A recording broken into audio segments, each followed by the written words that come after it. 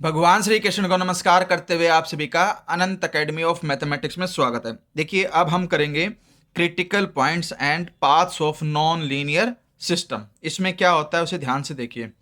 Consider the non linear real autonomous system. D X by D T equal होगा, एक function है P X Y, और D Y by D T जो है वो equal होगा क्यू, जो कि फंक्शन है एक्स वाई का।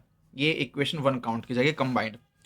We assume that 0 0 is an isolated critical point of this system। यानी कि इस सिस्टम के अंदर जो 0 0 है उसको हम isolated critical point assume करके चलेंगे। We assume further that the functions p and q are such that pxy and qxy can be written in the form। अब हम इसमें ये कंसिडर करके चलेंगे कि जो p है और जो q है, इन दोनों फंक्शन को हम इस फॉर्म में लिख सकते हैं। यानी कि ax प्लस बी वाई एक लीनियर इक्वेशन बन गई एक्स वाई की टर्म में। उसके अलावा जो भी कुछ बचता है उसको हम p1 xy में कन्वर्ट कर लेंगे। फिर qxy हो जाएगा cx प्लस dy प्लस में q1 xy, where a b c d are real constants and a b c d का जो डिटर्मिनेंट निकलेगा वो नॉन जीरो होना चाहिए। उसी फॉर्म में हम इसको कन्वर्ट कर सकते हैं। अगर ये जीरो के इक्वल आ गया तब हम ये कंसिडर नहीं कर सकते। P1 and Q1 have continuous first partial derivatives for all xy and are such that, यानी कि जो P1 और Q1 है वो कॉन्टिन्यूस होंगे और फर्स्ट पार्शियल डेरिवेटिव उनका एग्जिस्ट करेगा। साथ ही हमारे पास ये कंडीशन होगी कि limit X Y tends to 0 0 P1 X Y divided by under root X square plus Y square. यानी कि जब P1 एक्स वाई को मैं इस वैल्यू से डिवाइड करूंगा और लिमिट एक्स और वाई की 0 0 पुट करूंगा तो इसकी वैल्यू 0 आनी चाहिए। सेम वे में limit X Y tends to 0 0 Q1 X Y divided by under root X square plus Y square equal to 0। In such a solution the system 1 is called almost linear.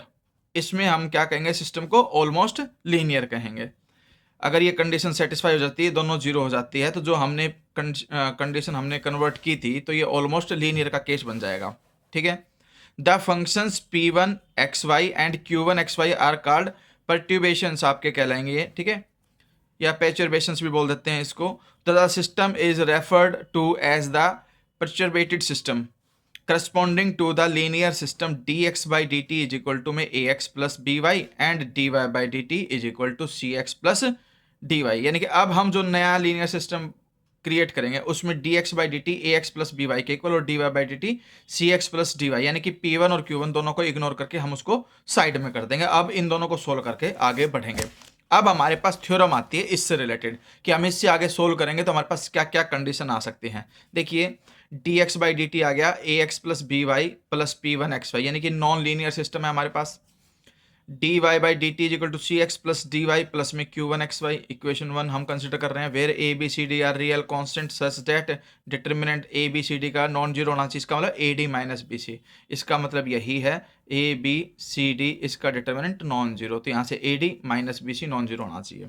P1 Q1 have continuous first partial derivatives for all X Y. X Y की value कुछ भी रखे, हर case के लिए continuous होना चाहिए। कोई भी ऐसा पॉइंट नहीं होना चाहिए जिसपे वो नॉट डिफाइंड होता है फर्स्ट पार्शियल डेरिवेटिव। साथ ही ये कंडीशन है हमारे पास कि भाई limit X Y tends to 0 0 P1 X Y equal to 0 divided by X square plus Y square. Same way में Q1 divided by X square plus Y square at 0 0 equal to 0।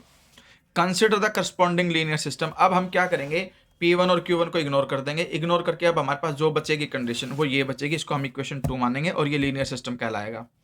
Both the systems have an isolated critical point at 0 0। पहला जो non linear था और जो ये है, दोनों का ही हम आइसोलेटेड क्रिटिकल पॉइंट सेम मानेंगे 0 0। अब let λ1 and λ2 be the roots of the characteristic equation. इसकी जो करेक्टरिस्टिक इक्वेशन बनेगी वो ये बनेगी, याद रखना, lambda square minus A plus T into lambda plus A D minus B C equal to 0 of the linear system 2। Then the following conclusion hold. अब हमारे पास कंक्लूजन क्या क्या निकलेंगे उनको ध्यान से पढ़ना। 6 कंडीशंस आएंगे आपके पास। First, the critical point 0 0 of the non linear system 1 is the same type as that of the linear system 2, यानी कि सेम टाइप ही होगी इक्वेशन 1 और 2 के लिए।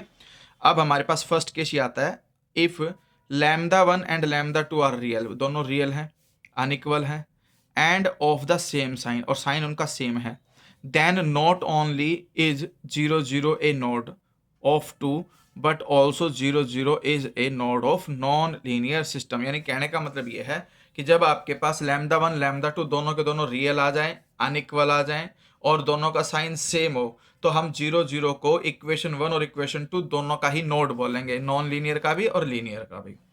जब वो सेकंड का बन जाएगा नोड, तो 1 का ऑटोमेटिकली वो नोड ही कहलाएगा।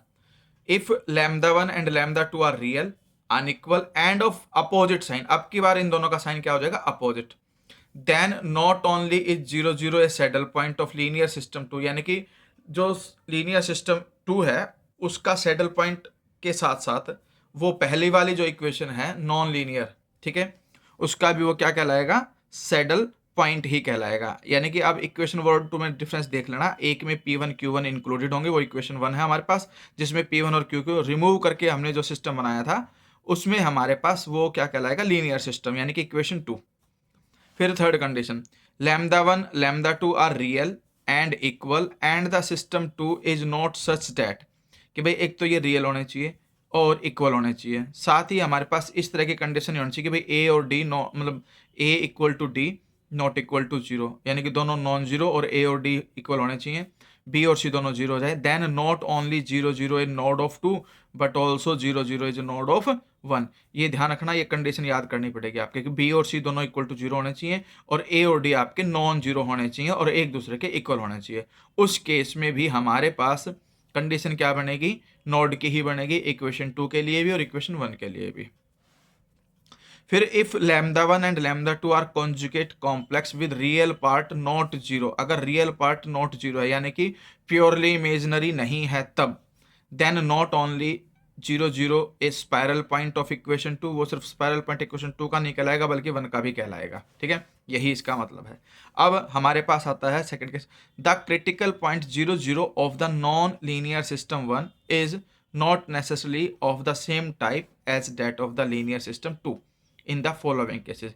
इन केसेस में हमारा सेम नहीं होगा, किन किन केसेस में, कि अगर लैम्डा 1 लैम्डा 2 रियल है, इक्वल है and the system 2 is such that a equal to d is not equal to 0, b is equal to c equal to 0, then although 0 0 is a node of linear system 2, the point 0 0 may be either a node or a spiral point of non-zero system 1। देखिए अब यहाँ पर एक contradiction सी दिखाई दे रही है कि भाई इस केस में क्या बोला था, देखिए if lambda 1 lambda 2 real and equal and the system 2 is not such that, इसमें नहीं की कंडीशन है, ठीक है, then not only 0 0 a node of 2 but also 0 0 a node of 1। अगर ये कंडीशन नहीं है तब वो नोड कहलाएगा, लेकिन अगर ये कंडीशन आ जाती है लैम्डा 1 लैम्डा 2 रियल और इक्वल होने के साथ साथ ये कंडीशन और भी हमारे पास आ जाती है, तब हमारे पास जो 0 0 है वो नोड तो कहलाएगा इक्वेशन 2 का, ठीक है, लेकिन 0 0 जो पॉइंट है